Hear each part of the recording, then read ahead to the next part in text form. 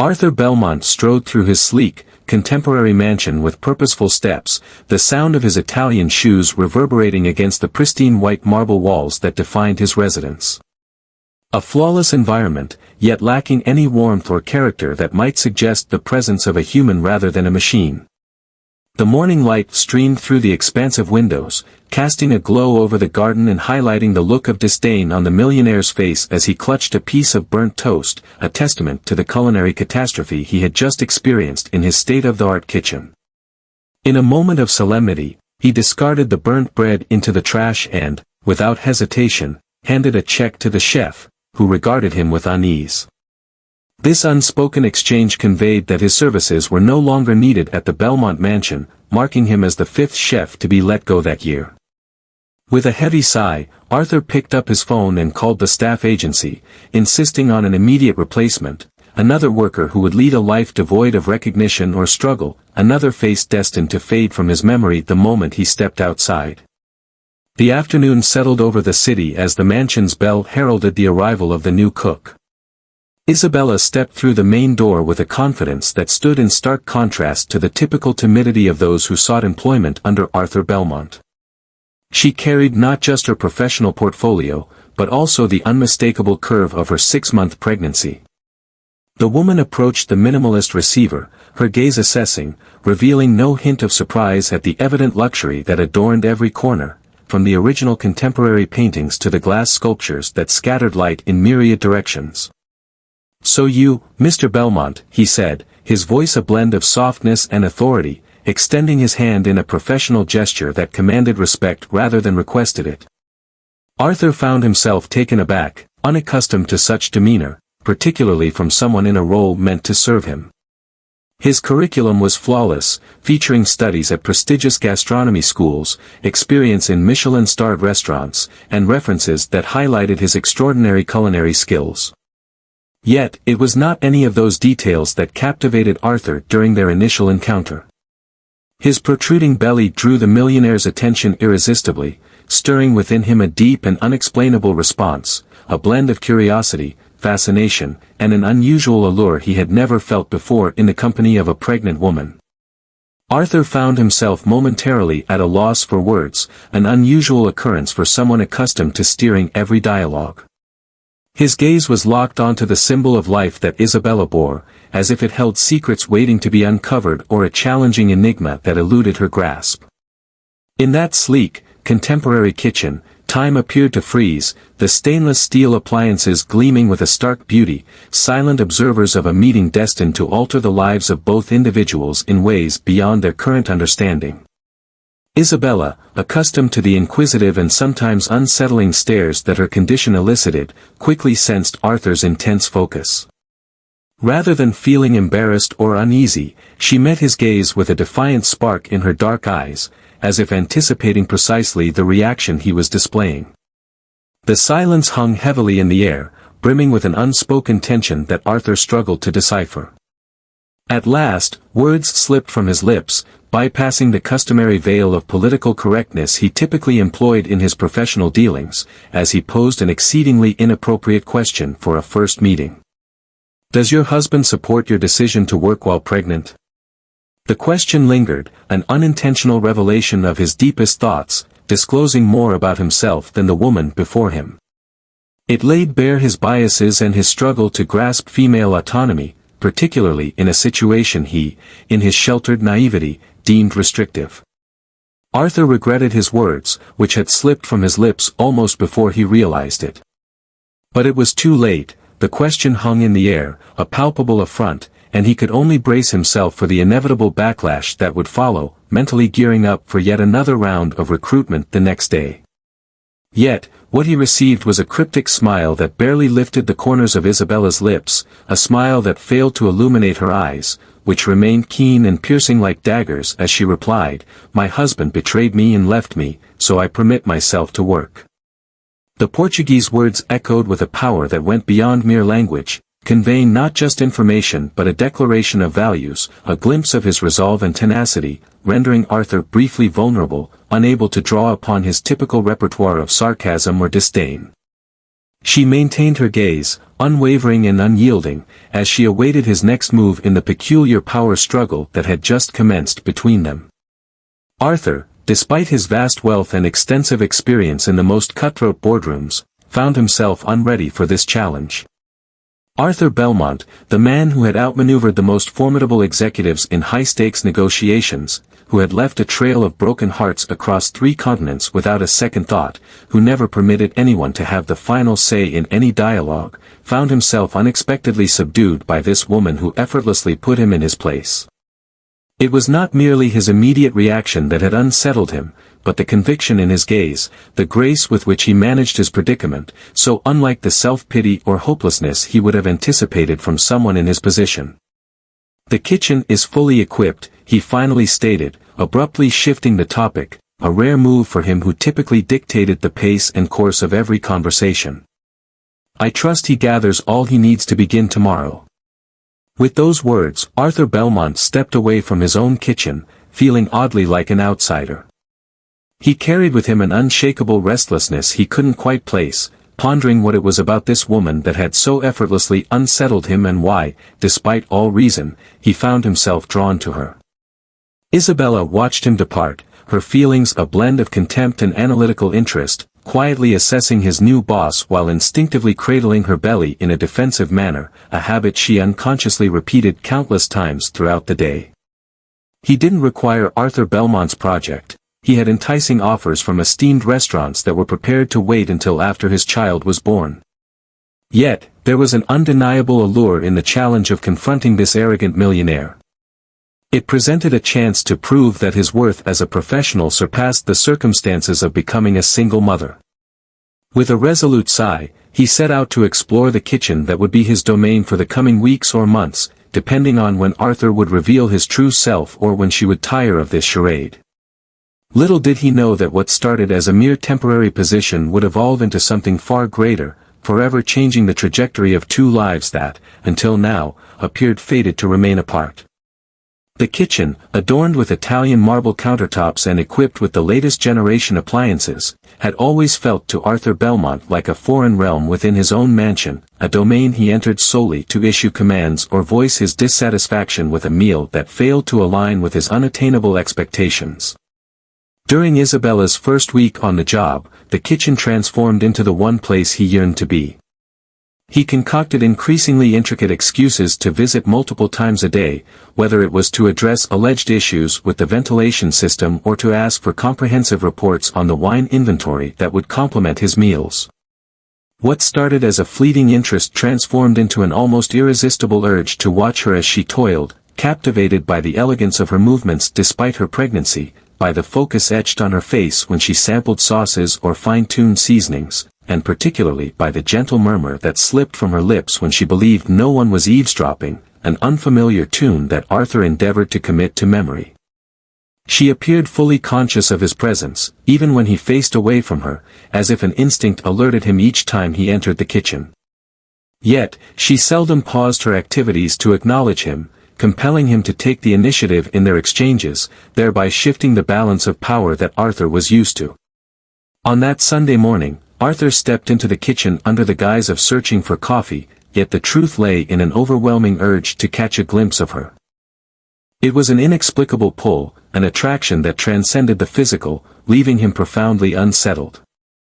Isabella was busy in the kitchen, her dark hair pulled back into a makeshift bun, with a few rebellious strands escaping to frame her naturally striking features, so captivating that Arthur found himself searching for her even in his dreams. Without lifting his gaze from the pan where some eggs began to curdle over low heat, she appeared to sense his presence, yet she made no gesture to acknowledge it, continuing her meticulous movements as if she were entirely alone. Arthur, unable to tolerate the thought of being overlooked, shattered the silence with a remark he meant to sound nonchalant, yet it came out with a more commanding tone than he had intended. "I trust you understand that I prefer my eggs cooked to perfection."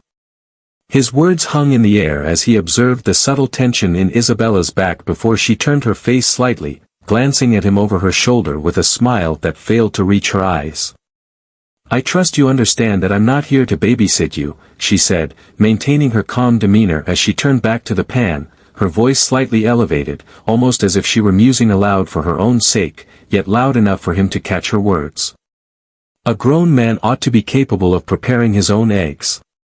The remark, delivered with a seemingly casual tone yet heavy with an unspoken critique of his reliance and status, stirred in Arthur a blend of annoyance and an elusive feeling, an unwilling admiration for someone bold enough to address him without the customary deference that surrounded him. It was exactly that absence of reverence that drew him back to the kitchen time and again, that sensation that for Isabella he was not the influential millionaire Arthur Belmont, but merely another man, someone whose wealth did not afford him any special privileges, nor freed him from the fundamental politeness that would be anticipated from anyone else. "Maybe he could teach me someday," he said, surprising himself with a suggestion he would never have extended to any other staff member, an invitation to breach that unspoken boundary he consistently maintained between himself and his team. The stillness that ensued after his statement was broken by an unexpected sigh and a muffled cry. Isabella inadvertently brushed against the rim of the scorching pan, searing her hand in a moment of distraction, likely triggered by the unexpectedness of his remark. Without a moment's hesitation, Arthur surged forward with an unexpected swiftness, arriving in just 2 strides. He grasped his injured hand gently, guiding it beneath the refreshing flow of cold tap water. The feeling of his skin against his sparked an electric current that coursed through his body, momentarily erasing the awareness of their surroundings and the reason for his touch, leaving him solely attuned to the connection they shared and the peculiar intimacy of the moment. The water cascaded over Isabella's flushed skin as Arthur gently cradled his wrist, his hand submerged in the current with a tenderness that was a stark departure from his typical roughness. He felt the rapid pulse beneath his fingers, contemplating whether it stemmed from the pain or something deeper. Isabella raised her gaze gradually until it locked with Arthur's, who regarded her with an unsettling focus, as though she were an intricate puzzle waiting to be unraveled. For a moment, time appeared to freeze in that kitchen bathed in the soft glow of morning light streaming through the expansive windows, elevating the mundane to a realm of enchantment, morphing 2 unfamiliar souls into an ineffable connection that lacked a name yet was already starting to manifest in the atmosphere they occupied together. Neither of them dared to disturb the stillness, perhaps afraid that spoken words would shatter the unexpected bond that had emerged between them, that unseen bridge that, for a fleeting moment, had erased all the distinctions that divided them, employer and employee, affluent and working woman, man and expectant mother. Arthur's fingers lingered just a moment longer than needed around Isabella's wrist, unconsciously tracing gentle circles on her skin. This unplanned gesture of comfort unveiled a side of him that he seldom revealed to anyone else. As they parted ways, Arthur was struck by an unfamiliar sensation, a surge of protectiveness that he had never encountered before, especially not towards someone he hardly knew, an employee at that. He was truly worried about her health, pondering whether the baby would be all right, if she might require a doctor's visit, or if she ought to take the remainder of the day off to heal from the burn. These thoughts, so foreign to his typical self-absorption, troubled him profoundly, compelling him to retreat both in body and spirit, quickly reconstructing the walls that had momentarily crumbled between them. "I ought to exercise greater caution," he remarked in a manner that aimed for professionalism, yet conveyed a level of concern that he would have preferred to mask. "Accidents in the kitchen are something we want to avoid." Without pausing for a reply, he rushed out, leaving a perplexed Isabella glancing back and forth between the door he had exited and his own hand, where the lingering sensation of Arthur's touch still resonated. The remainder of the day unfolded with an odd semblance of normalcy, as if an unspoken understanding had settled between them to overlook the events of that morning, a quiet accord that enabled them to maintain their individual roles without confronting the weight of their shared experience. Arthur secluded himself in his office, feigning productivity, yet his thoughts incessantly drifted back to the kitchen, to the feel of Isabella's skin beneath his touch, to the fleeting vulnerability he had glimpsed in her eyes, ever so defiant. He couldn't quite grasp why he felt such a pull towards her pregnancy, towards that life growing within her, especially when he had always believed that children had no place in his sophisticated and unencumbered way of living. Maybe it was the allure of the unfamiliar, he mused, a fascination with something he had yet to encounter intimately, or perhaps it was merely a tangible expression of his longing for her, a reflection of the yearning that stirred within him as he observed her glide through his kitchen as if it were her own. Yet, deep within himself, Arthur sensed an unnamable presence, something that quietly flourished inside him, mirroring the steady growth of Isabella's son. In the kitchen, Isabella carefully prepared dinner, concentrating on the ingredients and recipes, trying to push aside the persistent memory of Arthur's hands in hers, the genuine concern she had seen in his eyes before he masked it with indifference. He reminded himself not to mistake a simple act of basic humanity for something more profound, acknowledging that he would likely have responded similarly to anyone who had been burned in his presence. He understood that ascribing deeper intentions to him would be a misstep that must not be permitted, especially after all he had endured.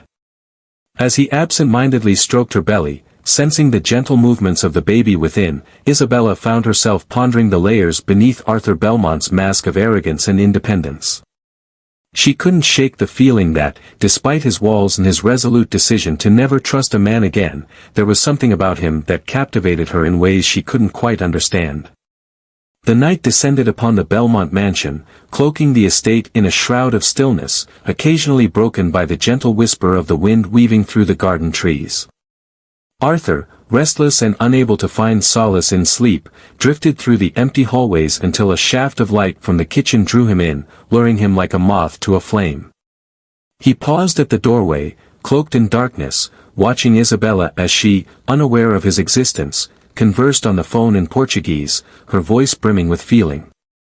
The closeness of the moment suggested he should step back, that he was intruding on a private space, yet the fragile quality of Isabella's voice, so unlike the resolve she exhibited earlier, held him in place, captivated by a dialogue that was not meant for him. "Sophia, I'm at a loss," she murmured, gently tracing circles on his belly. "Each day it becomes harder to uphold this mask of resilience." Isabella balanced the phone between her shoulder and cheek as she poured herself a glass of water, effortlessly carrying on a conversation that felt like a seamless extension of countless previous chats with her best friend. "Indeed, the position is satisfactory, and my supervisor is intricate," he hesitated, as though he were thoughtfully selecting his phrases. "At times, I wonder if he perceives what lies beyond this surface, yet there are moments when his self-absorption makes me question whether he can see anything beyond his own image." A harsh chuckle slipped from his mouth as he sank onto one of the stools in the kitchen, exposing a weariness that had been hidden throughout his long hours of toil. "What truly troubles me is Eduardo," he continued after a profound sigh that appeared to rise from the depths of his being.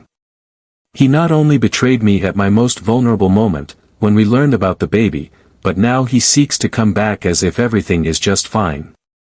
The weariness in his voice shifted to anger as he recounted how his ex-husband had deserted her upon learning of the pregnancy, rejecting his responsibilities as a father and vanishing without a word.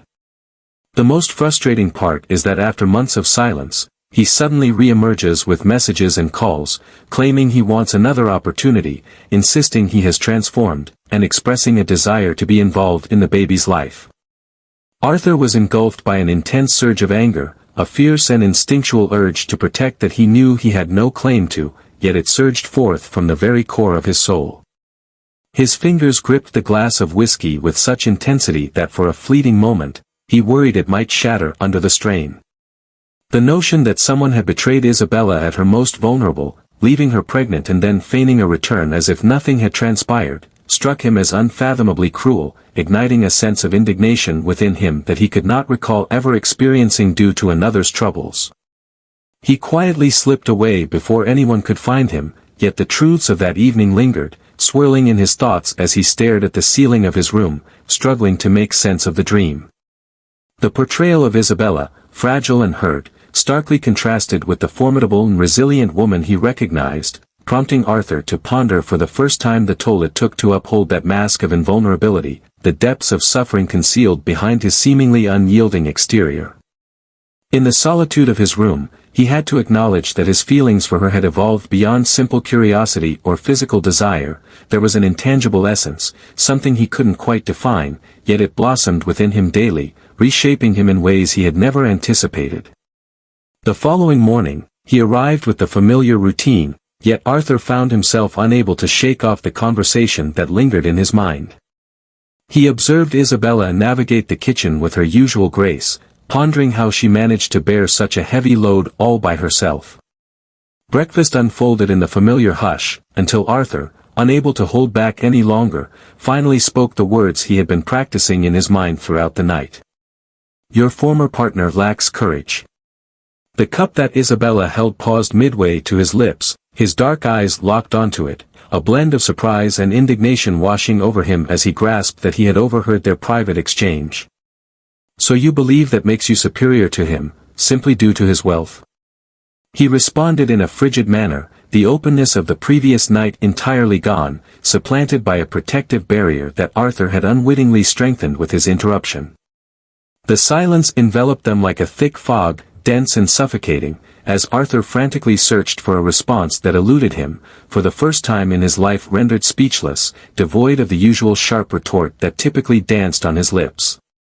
The confrontation concluded as suddenly as it had started, with Isabella retreating to the pantry under the guise of searching for ingredients, leaving Arthur to grapple with his thoughts and the coffee that was slowly cooling before him. That afternoon, in a rare move, Arthur called off all his meetings and stayed in the mansion, meandering through areas he typically avoided, as if he were anticipating a serendipitous encounter with Isabella, eager to mend the rift but uncertain of how to proceed. He discovered her at last in the backyard, perched on a stone bench beneath a centuries-old oak, her eyes shut and her face lifted to the warm afternoon sun, a picture of tranquility that stood in stark contrast to the turmoil Arthur understood she was enduring within. He moved forward with care, fully aware of his uninvited status yet drawn to her nonetheless. He halted at a respectful distance when she opened her eyes and regarded him without astonishment, as if she had sensed him long before their gazes met. Apologies escaped his lips, 2 words seldom spoken, yet in that instant, they felt like the only fitting response. "I ought to refrain from eavesdropping on his private conversation or bringing it up later." Isabella let out a sigh, her gaze scrutinizing his apology, her fingers brushing her face as if searching for any hint of deceit or trickery. "We all make mistakes, Mr. Belmont," she finally said, her tone gentler than before yet still wary.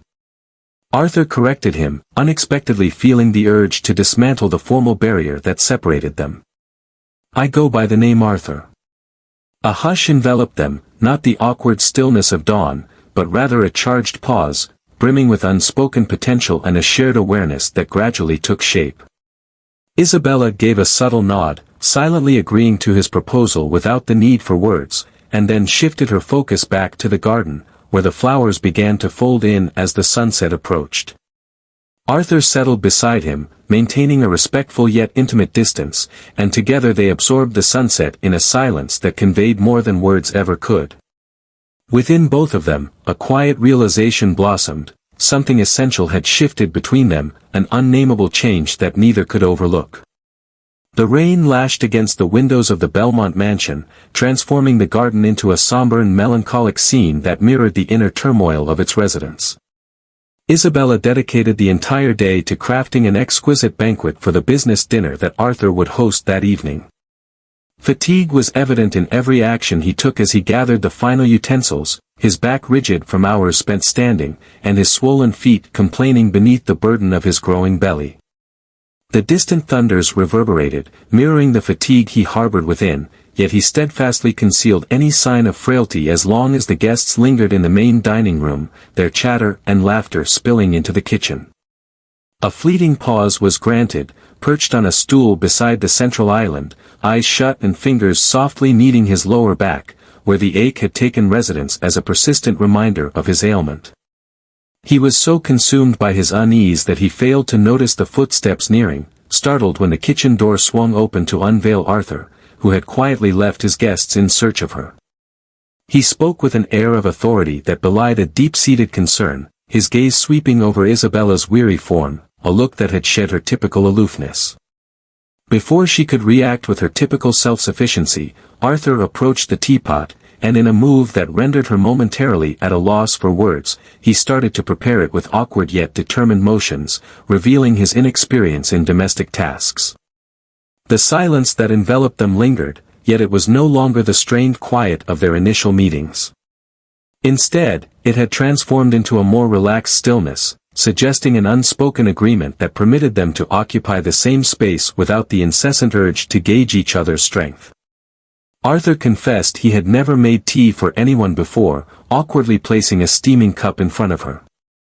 This admission, seemingly trivial, unveiled more about his character than any lavish present could.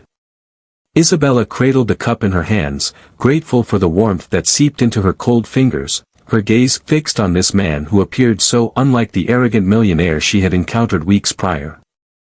"Thank you," she whispered, finally letting her defenses slip in his presence, too weary to uphold the facade of independence that had shielded her for so long. Arthur sat before her, lost in thought as he gazed at the rain streaming down the windows. His refined features stood out against the tumultuous backdrop, while the festivities continued around them, the guests unaware of the quiet connection unfolding in the kitchen. After a thoughtful pause, he admitted, his gaze locked on the dark outside, as if the shadows made it simpler to share his truth without meeting my eyes. He had never encountered a pregnant woman up close before, he continued, surprising himself with this realization that unveiled a vulnerability he typically kept hidden. His fingers fidgeted with the rim of his cup, an instinctive movement that revealed the unease he experienced while confessing something so intimate, so distant from the facade of unwavering composure he typically displayed. "Not at all?" Isabella inquired, the unexpected expression briefly easing his demeanor, prompting Arthur to lift his gaze and connect with hers. He explained with a bitter smile that failed to reach his eyes, noting that his social circle typically does not encompass families or children.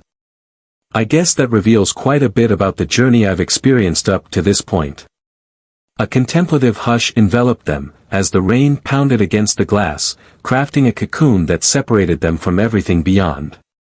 Arthur's hand twitched with a life of its own, halting just shy of Isabella's belly before retreating suddenly, a flush of embarrassment washing over him for an urge he couldn't quite comprehend.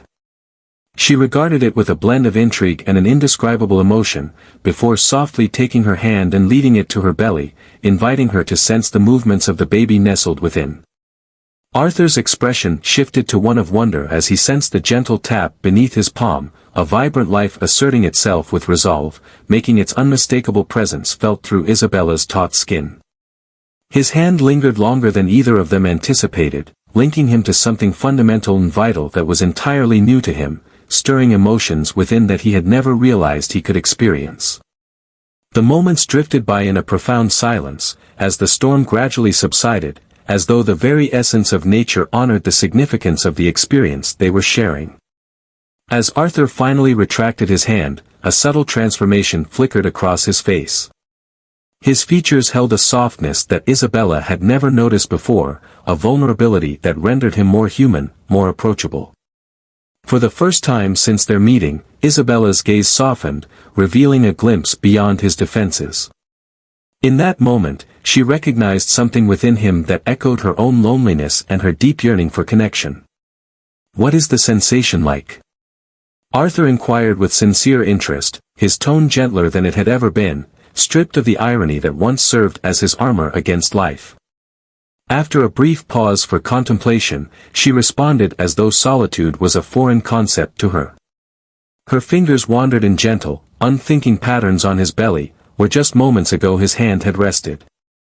"At times, it fills me with dread, at other moments, it stands as my sole source of comfort." She found herself continually astonished by this revelation that she had kept to herself. The clock on the wall ticked steadily, a relentless reminder of the fleeting moments they shared, underscoring that this brief escape from reality would soon give way to the demands and pressures of the outside world. Yet, a profound shift had occurred in their relationship.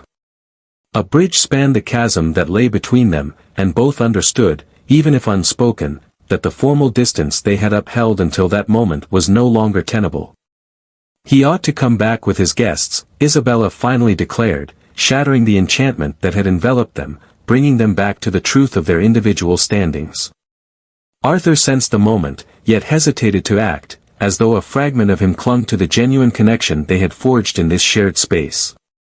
Grateful for the tea, she remarked with a gentle smile that brightened his weary face, softening his features and uncovering a beauty that transcended the physical.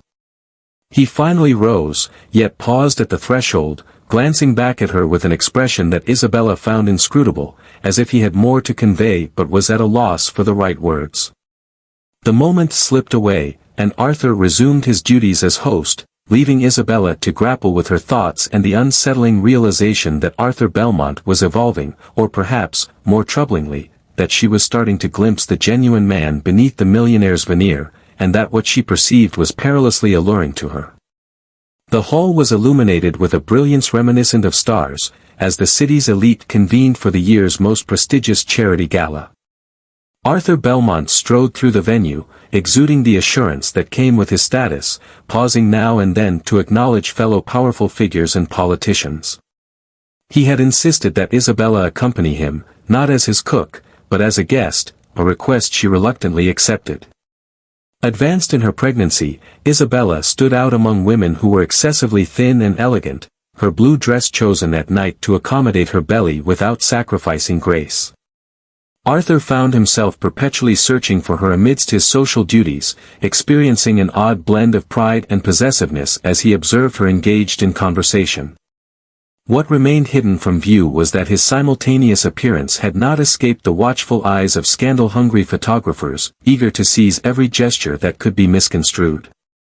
The following day, a striking image of Arthur, his hand gently placed on the back of a stunning pregnant woman, dominated the front page of a tabloid, paired with a headline that suggested the most sought-after bachelor was on the verge of becoming a father. The piece depicted Isabella as the clandestine partner of the millionaire, implying that her employment as a cook served as a facade to shield their affair from the prying eyes of society. Arthur's phone incessantly buzzed, overwhelmed by a torrent of messages and calls from those seeking answers.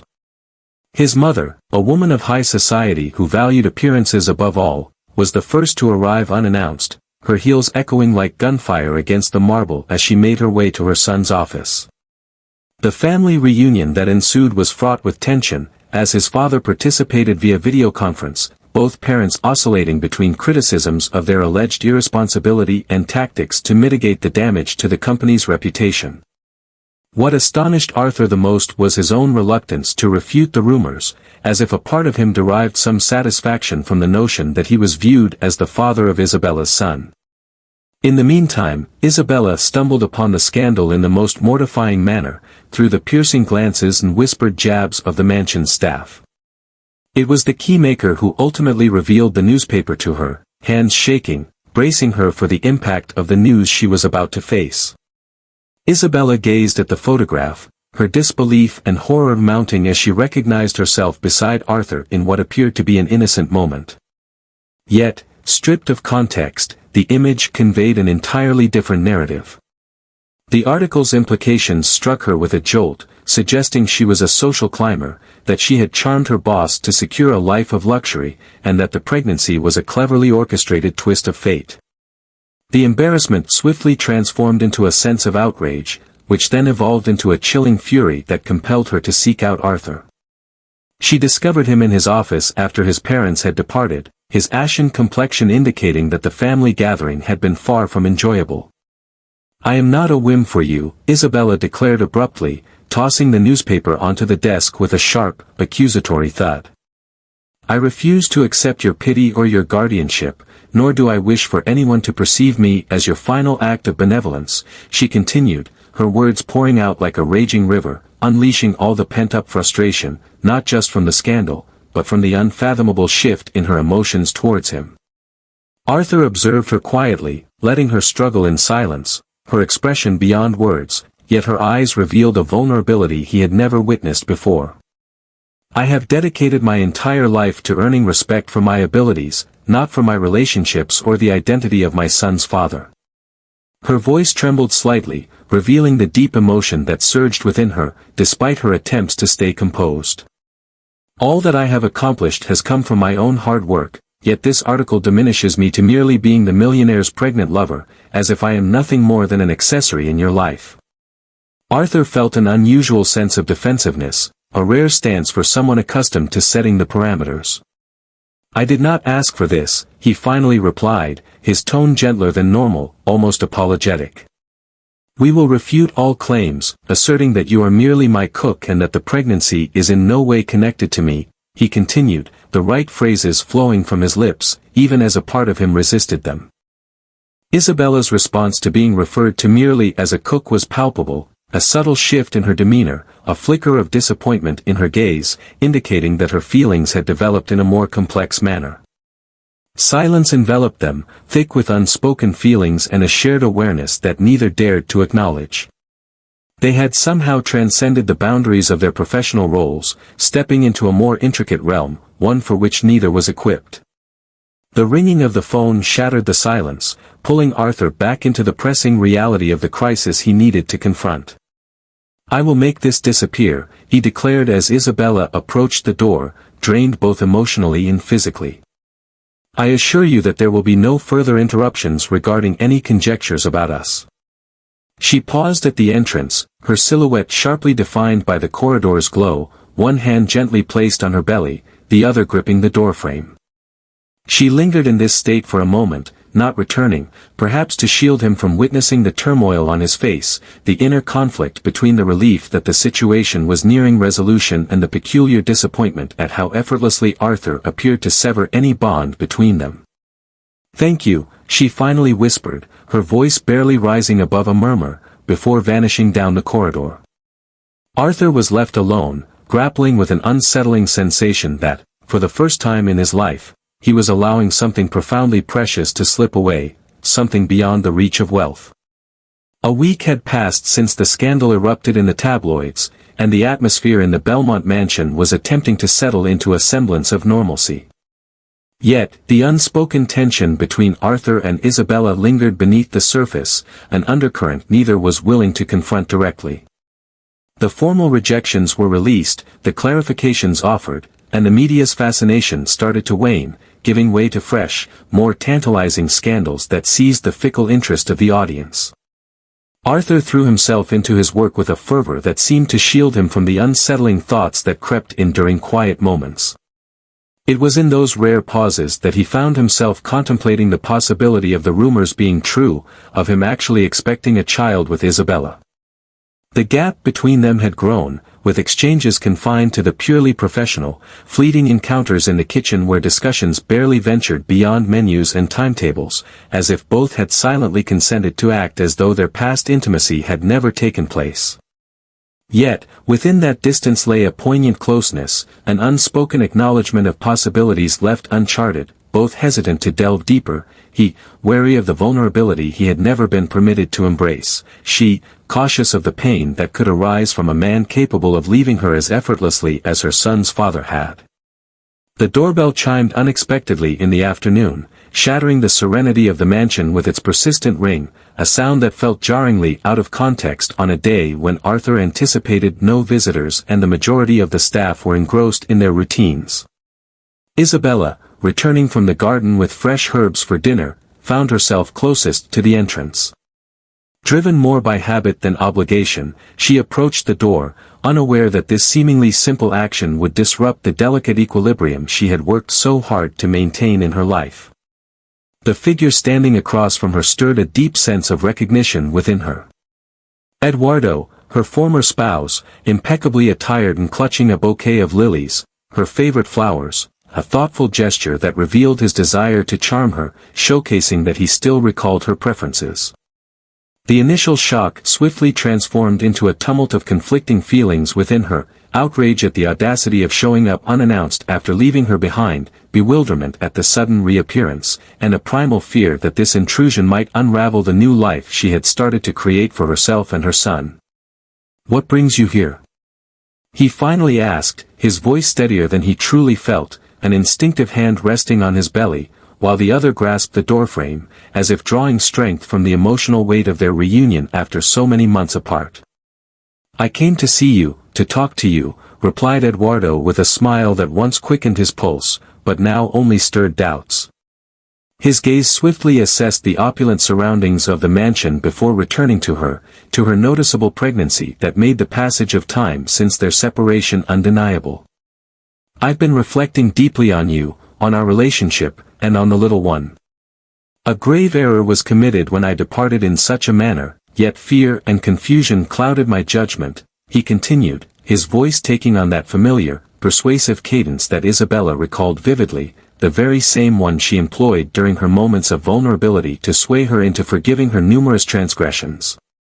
She held her tongue, weighing her thoughts, searching for authenticity in her gaze, yet discovering only the echoes of her own past aspirations, those she had sorrowfully interred following her forsakenness. What Eduardo remained unaware of, what he could not possibly know, was that Arthur stood in the side corridor, drawn by the unfamiliar disruption of the mansion's usual silence, an unintended observer of a reunion that stirred within him a raw sense of territoriality, surprising him with its depth. "I have changed, Isabel," Eduardo insisted, stepping closer to bridge the gap between them, a gesture she instinctively resisted. "I want to be part of our son's life, I want us to try again, to be a family." The dialogue shifted to the backyard, where the seclusion provided a space to converse without the unease of lingering at the entrance. Yet for Isabella, each word shared felt akin to stepping barefoot on shards of glass, excruciating yet essential to finally bring closure to that chapter of his life. Arthur had quietly retreated to his office, yet his thoughts were far from the papers laid out before him. Instead, he found himself preoccupied with the dialogue unfolding in the garden, envisioning the persuasive tactics the man might employ to win back Isabella, and contemplating the chance that she might opt to give him another opportunity, to favor the biological father of their son over. "What do you mean by that?" Arthur struggled to articulate what he had to give, what emotion stirred within him, or what he truly desired from her. Yet, one thing was clear, the thought of losing her filled him with an unbearable dread. The clamor of raised voices broke through his reverie, drawing him once more to the window, where he could gaze upon the garden unnoticed.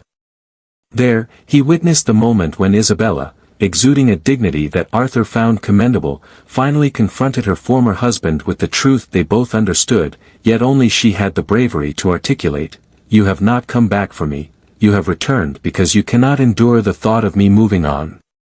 The stillness that ensued after his statement was so thick it felt as if it had a physical presence, hovering between them like an unseen yet palpable wall that no debate could penetrate.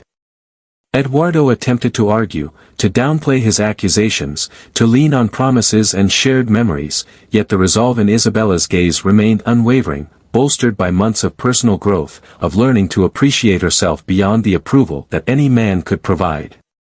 The conversation lingered on for a few more moments, yet it became clear to any onlooker, and Arthur was particularly attentive, that Eduardo was losing his footing. His points were met with indifference, as the audience had grown weary of hollow justifications and unfulfilled assurances.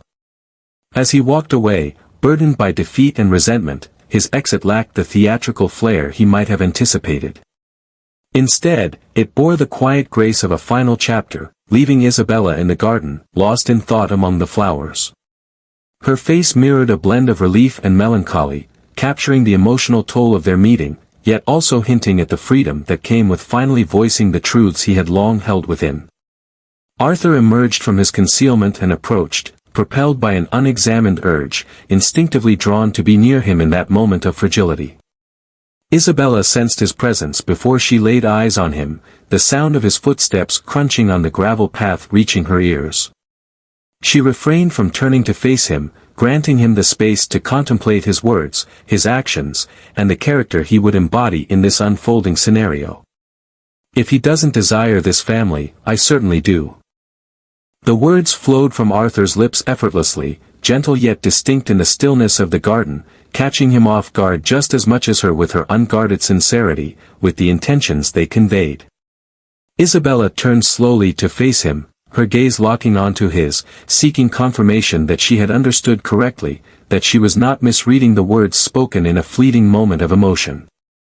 The quiet space between them brimmed with unasked questions, with doubts and potential, hinting at a future they were only starting to perceive, yet it felt more vivid, more substantial than anything they had encountered previously.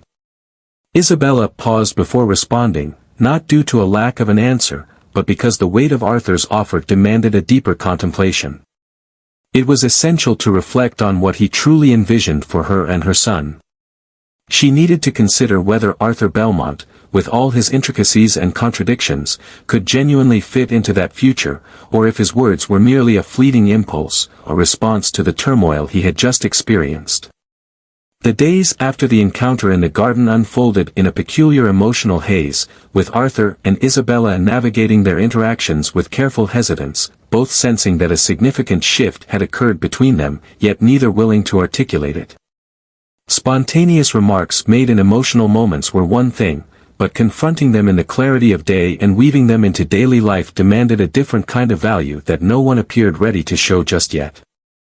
In the mornings, they shared breakfast in a silence rich with significance, exchanging glances that conveyed more than words ever could, subtle gestures that unveiled the deepening bond between them, Arthur pouring tea for her without a word, Isabella crafting her coffee just the way he preferred. In the afternoons, they would sometimes gather in the garden or the library, where Arthur would read aloud as Isabella propped her swollen feet up to rest. This makeshift sense of domesticity was new to both of them, yet they found themselves yearning for it with an unsettling fervor. The nights transformed into a realm of profound dialogues, where the shadows appeared to grant the freedom to unveil concealed insecurities from daylight. Tales of youth, forsaken aspirations, anxieties about what lies ahead, and the spoken creations of a bridge gradually extending over the chasm that had divided them emerged in these intimate exchanges.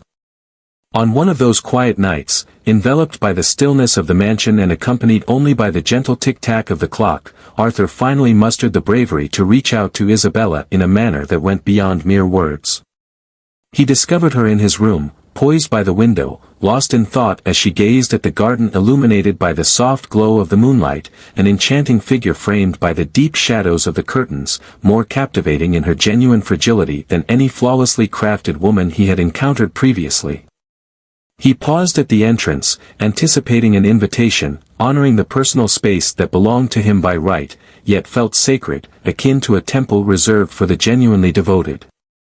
Isabella returned, sensing her presence, her bright eyes piercing through the darkness, a blend of anticipation and trepidation mirrored in them as she observed his slow approach, as if granting him the space to refuse, to set boundaries, to determine how far he would permit himself to go. Silence enveloped them as they stood before each other at last. Words felt unnecessary in the face of the moment's intensity, in the shared understanding that they stood on the brink of a precipice, where the next step would forever change the trajectory of their lives. The kiss arrived as a natural culmination, the closing of a sentence crafted since their initial encounter in the kitchen, an act as instinctive as inhaling, yet profoundly more meaningful in its unpretentiousness. Arthur's lips brushed against Isabella's with a softness that belied the stoic facade of the unyielding businessman, uncovering the sensitive soul hidden beneath the layers of pride and independence. Her reply came with a fervor that caught them off guard, as if that moment unleashed a torrent of emotions long held back, of yearnings she had suppressed, of sentiments she had attempted to reason away, yet were far too potent to be confined by reason or caution. In a timeless instant, the external world faded away, leaving only the feeling of their lips pressed together, breaths intertwining, hearts pulsating in flawless harmony that defied all the odds stacked against her from the very start. As they parted ways, the harshness of reality surged back, cutting through the blissful moment and resurrecting all the lingering doubts and fears that had briefly faded in the warmth of their connection. Isabella was the one who made the initial retreat, in both body and spirit. A withdrawal that struck Arthur like a physical blow, a rejection he had not foreseen after the fervent reaction he had encountered.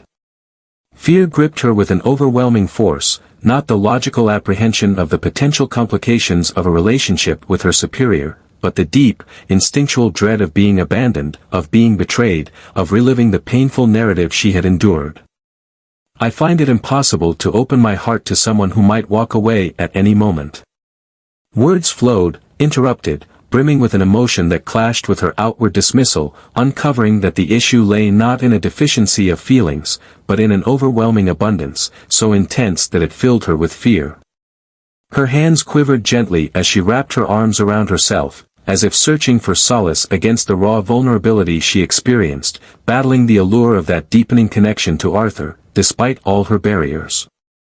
His eyes, typically confident and commanding, now revealed a hint of childlike doubt, a bewilderment regarding the unforeseen twist that had unfolded before the unseen yet impenetrable wall that Isabella had just erected between them.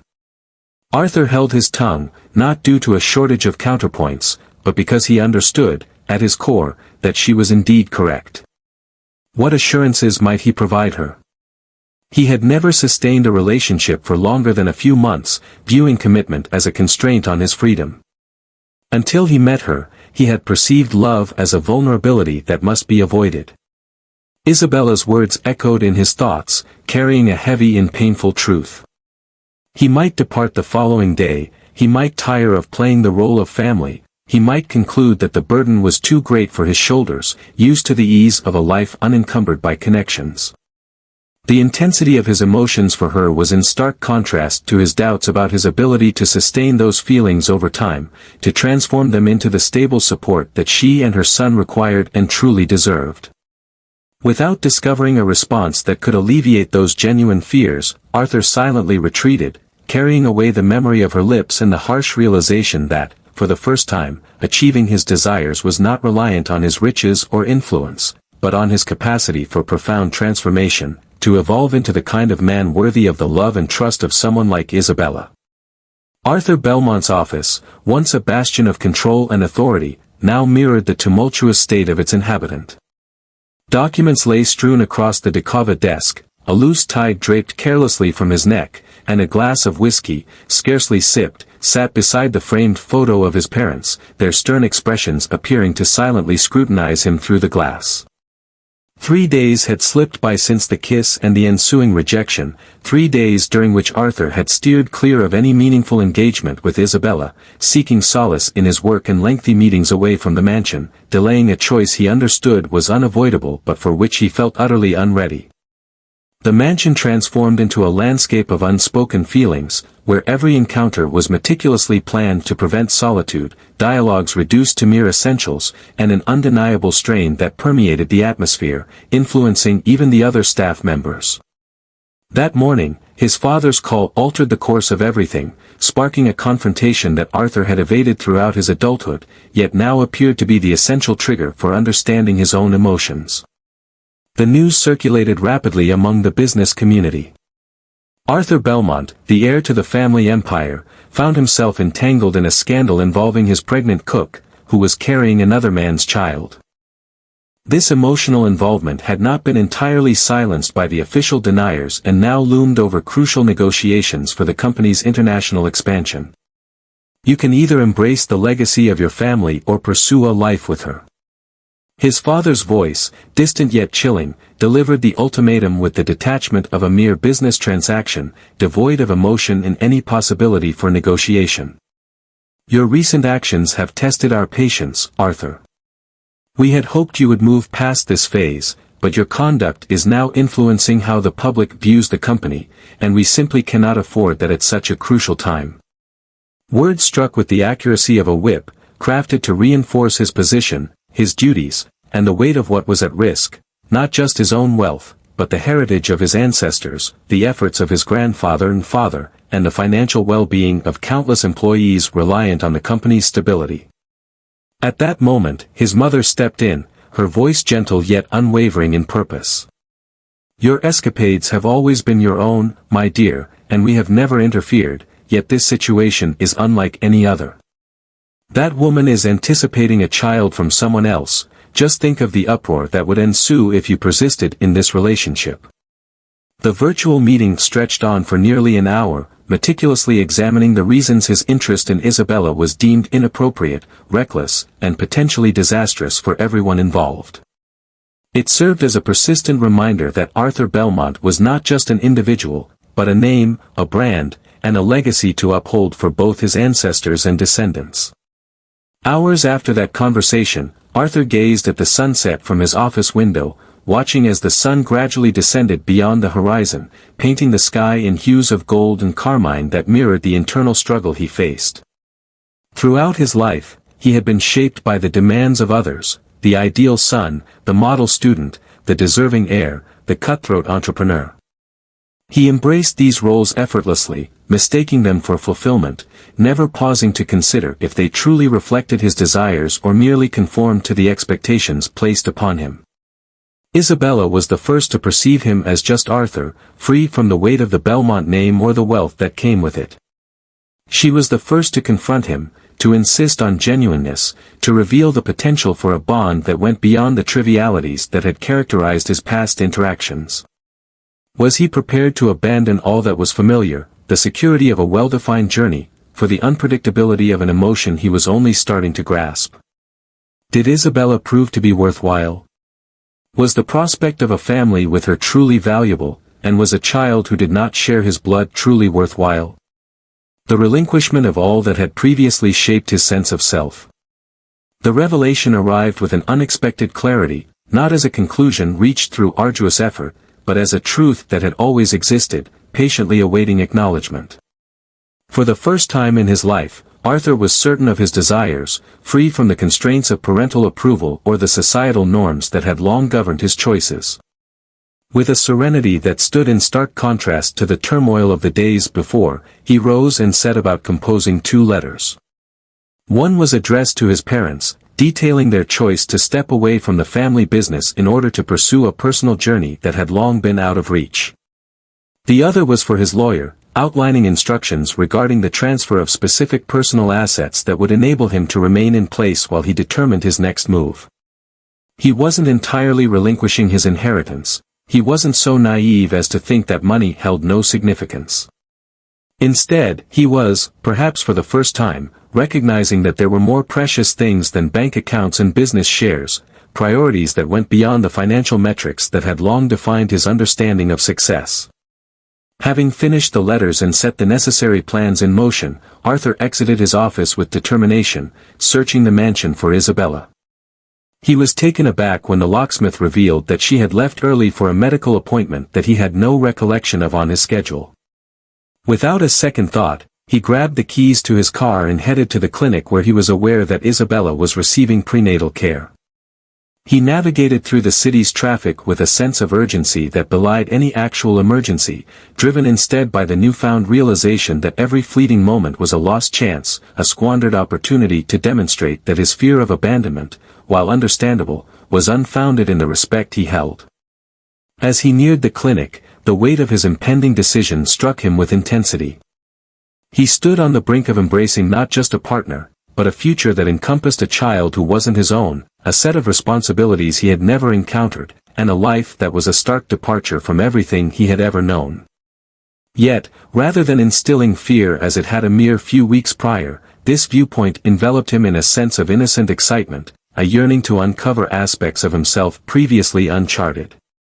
It sparked a desire to create something meaningful, rooted not in his lineage, but in his deeds, his decisions, and his capacity to love and be loved for his true essence, rather than his material possessions. The traffic finally eased, enabling him to arrive at the clinic just as Isabella was exiting through the main doors. Her silhouette was unmistakable, even from afar, one hand gently cradling her belly while the other clutched what appeared to be ultrasound images, precious snapshots on photographic paper that captured the essence of the life soon to enter the world. Arthur halted the car and rushed out, calling her name with a voice that echoed through the parking lot, drawing the attention of onlookers who curiously observed the scene unfolding. The polished businessman sprinted toward the pregnant woman, surprise and confusion etched on her face, highlighting the stark contrast between their seemingly incompatible worlds. Yet, in that moment, they converged at a point of possibility, a promise of a new beginning that hinged solely on their shared courage to embrace it.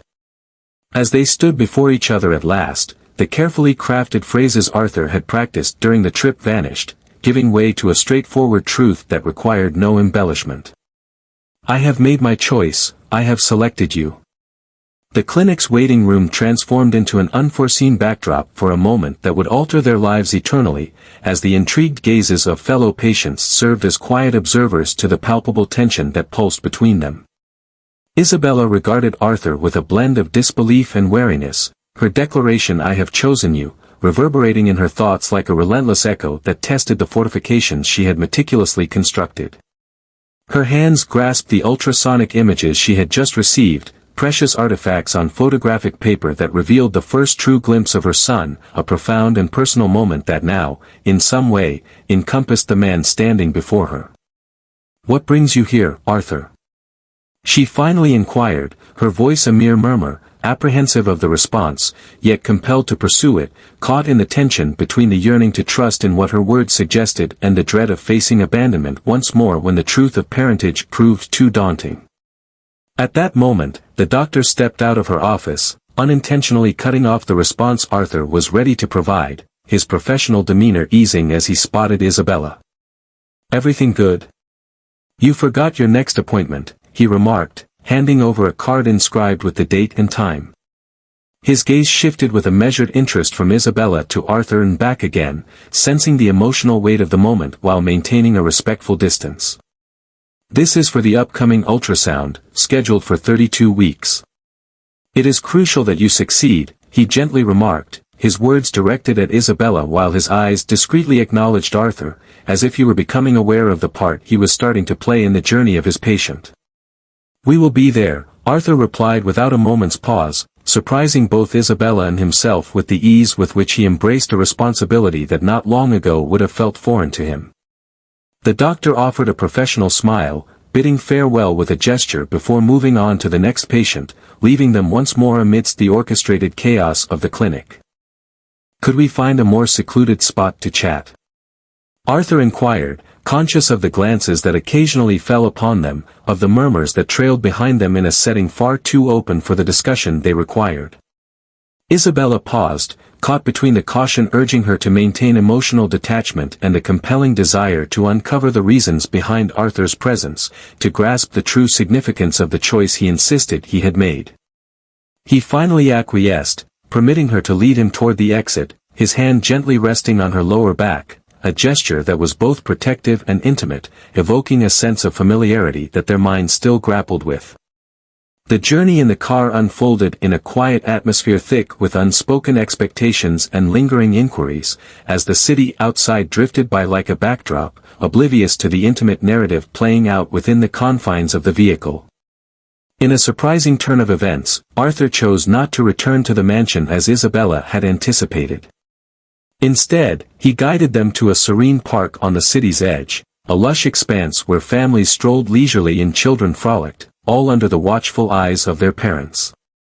"My father presented me with an ultimatum this morning," Arthur began, as they strolled leisurely along a path lined with ancient trees, their leaves casting playful patterns of light and shadow around them, the weight of family legacy, as if it were merely a straightforward equation, a decision rooted in finance, he continued, his voice intertwining the bitterness of a painful revelation with the exhilaration of finally shattering unseen bonds, yet still feeling suffocated. Isabella sat quietly, absorbing the gravity of his statements, slowly grasping the enormity of the struggle that Arthur confronted, the familial and societal expectations he now defied. "Throughout my life, I have conformed to the expectations placed upon me, the perfect son, the ideal heir, the relentless businessman. I embraced these roles without questioning, drawn to their comfort and the privileges and power they afforded me." His gaze drifted into the distance, captivated by the children who played, blissfully unaware of the complexities surrounding them, embracing a freedom he had never truly experienced. "But then you arrived, with your presence and your self-sufficiency, and your gaze that pierced through the facade, as if my wealth held no significance at all, revealing the essence of Arthur Belmont, a man I barely recognized myself." They paused at a quaint pond, where ducks glided effortlessly, unaware of the human turmoil playing out just a few meters away. "When my father presented me with that ultimatum, he hoped I would feel trapped and divided. Instead, I found a clarity I had never known before." Arthur continued, turning to look directly at it, allowing him to see the sincerity in his eyes, the vulnerability I had never shown to anyone before. "For the first time in my life, I was certain of my desires, free from hesitation and without the need for analysis. I selected you, Isabella, not due to what was deemed right or logical or anticipated, but because the thought of a life devoid of you, devoid of the chance for us, is utterly unacceptable to me now." His words lingered in the air, infused with a stark sincerity that defied any effort to trivialize or overlook their significance, insisting on being received with the gravity they deserved. Isabella sensed the heaviness of his stare, the fervor behind his words, and deep inside her, that fortress she had constructed after Eduardo's departure started to show signs of wear. It wasn't crumbling entirely, but it offered a glimpse of the chance to trust once more, to consider a future that embraced this man who seemed ready to give up everything familiar for her and for a child who had yet to arrive. "Is it possible for me to?" Arthur inquired softly, reaching out with a quivering hand towards the ultrasound images that Isabella clutched, a movement that conveyed far more than simple curiosity. It embodied his longing to be a part of this essential chapter of his existence. She leaned in slowly, handing him the photographs with care, watching with a blend of tenderness and amazement as he accepted them, as though he were cradling something immensely valuable and delicate. Arthur's gaze traversed the monochrome images, slowly unraveling the indistinct shapes until they revealed the delicate outline, the clenched fists, the gentle arch of a small back, a being in the making, already whole in spirit yet still evolving, entirely reliant on its mother, yet possessing an identity that would soon emerge into the world. "It is perfect," he murmured, his voice rough, taken aback by an emotion he hadn't seen coming, by an immediate bond with this life that wasn't of his blood, yet somehow already felt intertwined with his duty, his destiny, and his heart. Isabella noticed the shift in his expression, the authentic surprise, the utter openness, and something profound shifted within her, a conviction that nestled in her heart. For Arthur, this was far from a fleeting fancy. It was neither a trivial pursuit nor a mere stage in life. It represented a deliberate decision, a pledge he embraced with complete awareness of its implications. Time appeared to freeze as their gazes locked, the walls finally crumbled, revealing an unprecedented level of sincerity between them, a first since their paths had crossed. "I want to be there," Arthur said, his voice steady and resolute, as he gently placed the images back, his eyes lingering on them, envisioning the next ultrasound, the birth, the first steps, everything, "if you would let me." It was a request, not an imposition, an offer, not a demand, a man seeking the chance to demonstrate through actions what his words assured, understanding that trust could not be commanded, but earned gradually, choice by choice, commitment honored after commitment honored. Isabella intertwined her fingers with his, a gesture both simple and profoundly meaningful, marking the initial physical step toward embracing what he presented, toward the potential of a united future that neither had envisioned when she first entered the Belmont mansion.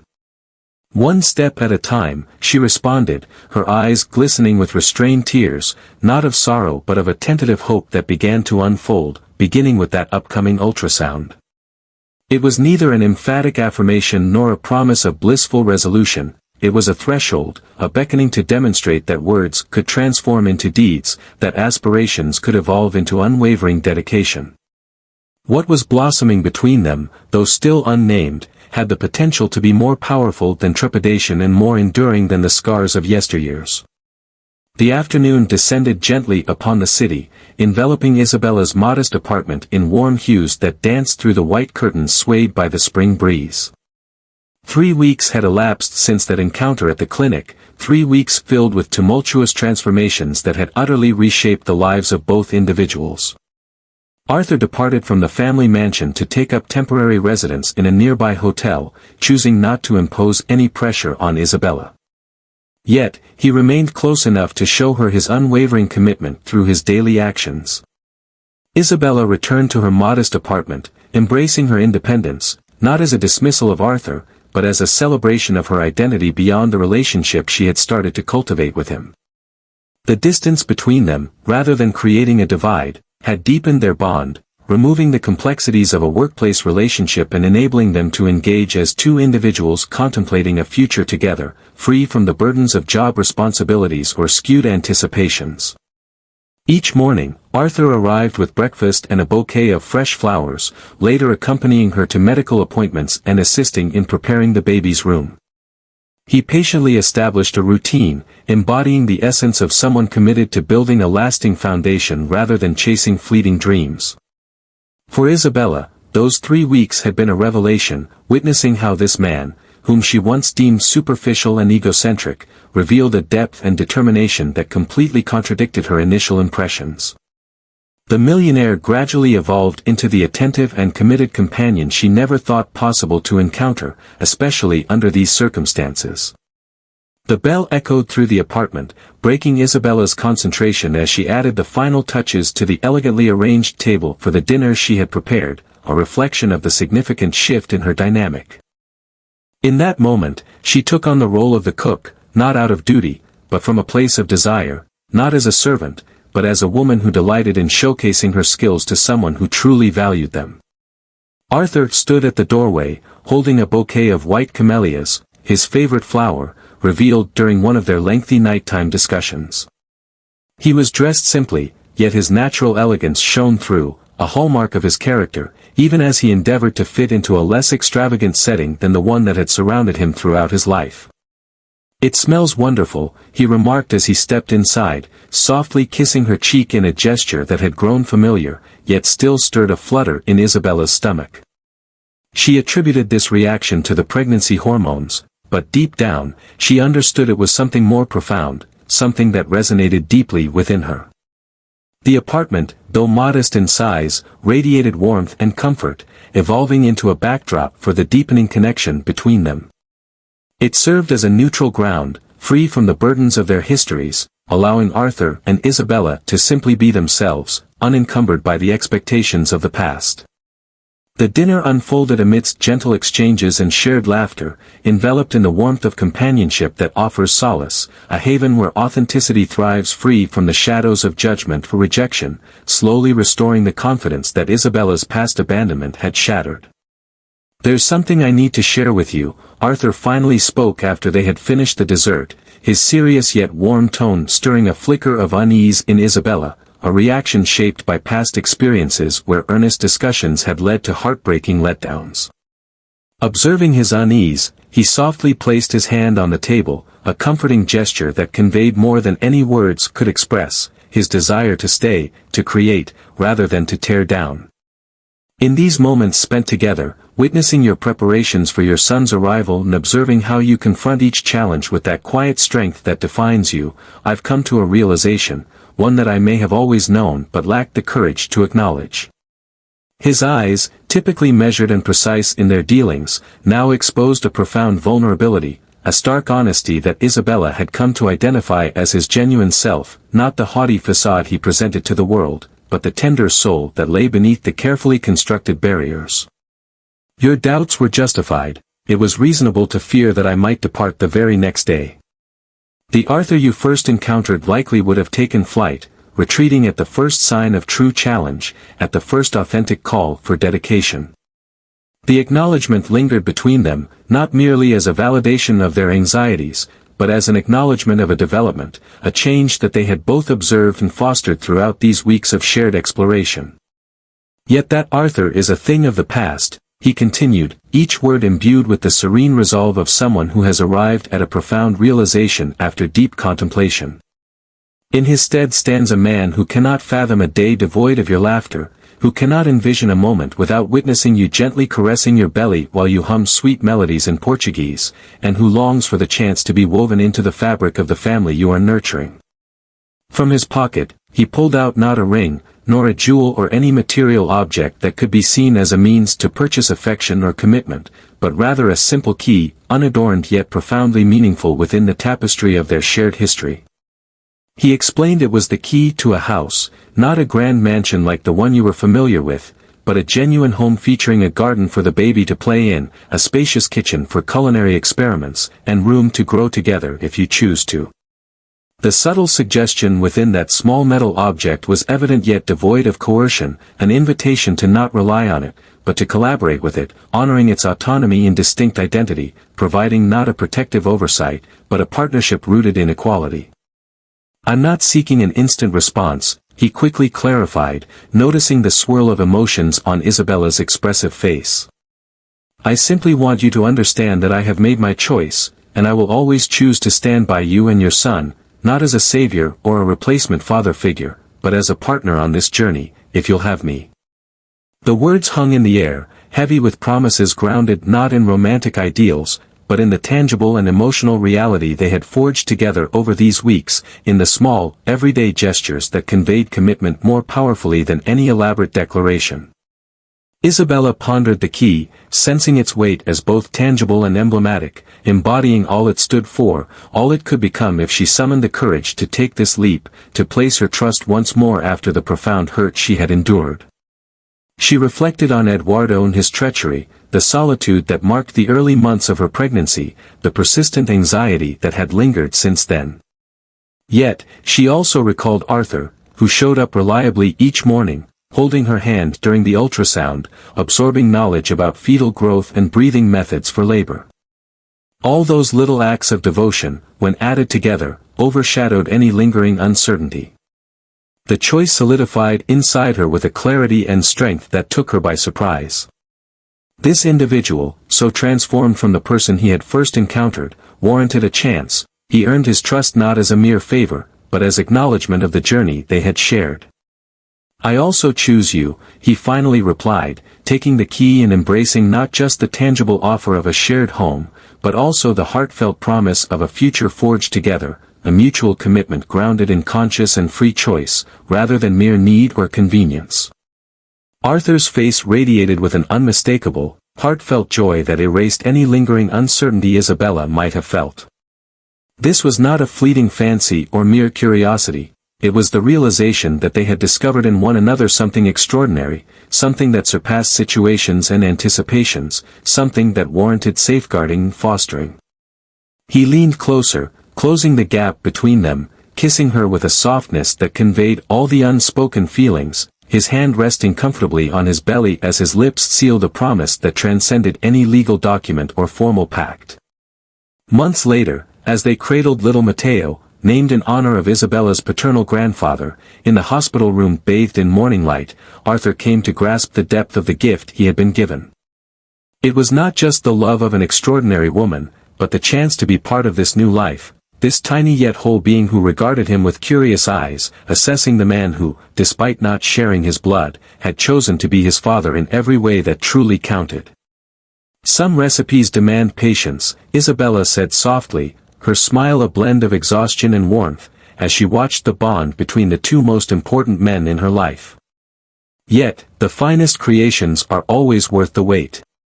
Arthur grinned at the culinary metaphor that was so characteristic of her, fully grasping its significance.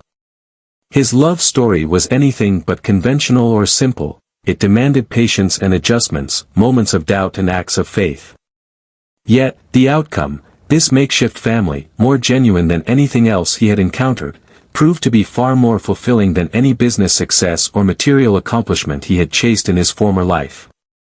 In Isabella's gaze, he discovered the mirror of his own destiny, no longer shaped by external demands or familial customs, but by his own decisions, by the bravery of having chosen to forsake the conventional to create something genuine, something that ultimately permitted him to be not the heir of Belmont, but merely Arthur, a man who had unearthed his purpose not in amassing riches, but in nurturing love. Thus, we reach the end of our tale featuring the affluent individual and the culinary artist. What did you think of it? From where are you tuning into us?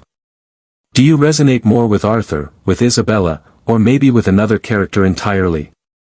Share your thoughts in the comments below. Keep in mind that showing your support by liking and subscribing comes at no cost and plays a vital role in helping our channel thrive. There's no need to complete any forms, simply hit the like and subscribe buttons.